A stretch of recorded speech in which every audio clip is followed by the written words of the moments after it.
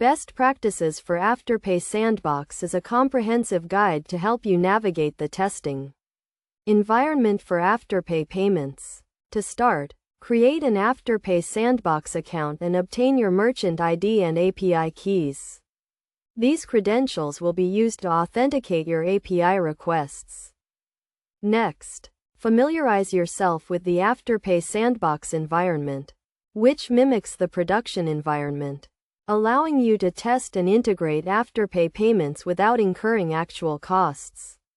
The Sandbox environment supports various payment methods, including credit cards and bank transfers. When testing, use the provided test cards and payment methods to simulate transactions. The test cards have specific expiration dates and CVV codes, so ensure you use the correct information to avoid errors. You can also use the Afterpay Sandbox API to simulate payment outcomes, such as approvals, declines, and refunds. To ensure a seamless integration, follow best practices for API implementation. Use the correct API version and endpoints for your integration, and always handle errors and exceptions properly.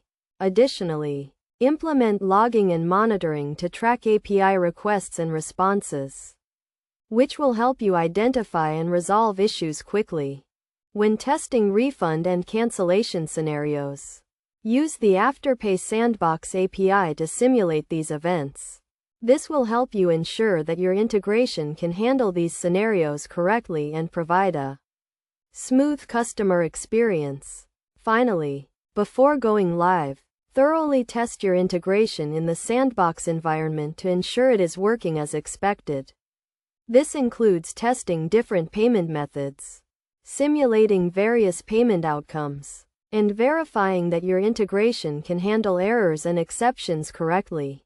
By following these best practices for Afterpay Sandbox, you can ensure a successful integration and provide a seamless payment experience for your customers.